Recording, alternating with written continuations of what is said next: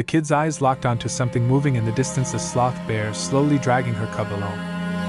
My 4 wobbly little ones watched with pure envy written all over their faces, rubbing up against them, whining, wishing they could climb onto my back too.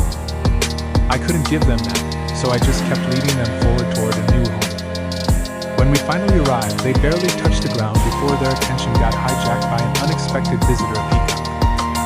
Not far from us, it casually fanned out its feathers, a massive, I-spotted display spinning slowly in the dappled light, like a surreal welcome ceremony made just for my cubs. I almost laughed, because in this forest's endless survival script, no one ever truly welcomes a titan. Watching how obsessed the cubs were, a thought crossed my mind: maybe I could grab it, let it be their toy. I lowered my body and crept in silently, but the moment I lunged, another peacock nearby blasted a sharp alarm. In a split second, that flash of color shot up into the trees, leaving only my cubs staring into the sky.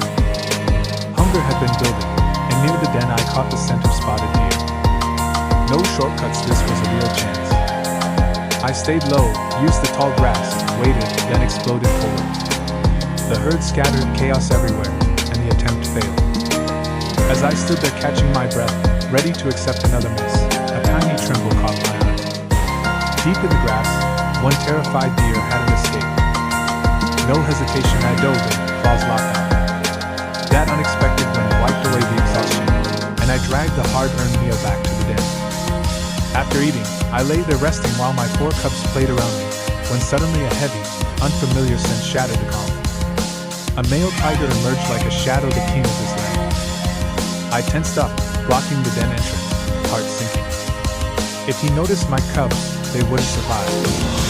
No ruler raises another's offspring.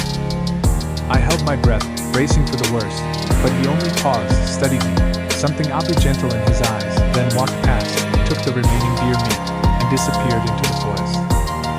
He left, but I knew he wasn't truly gone. It wasn't just about food, I understood that look. Still, with 4 cubs depending on me, I couldn't answer anything else.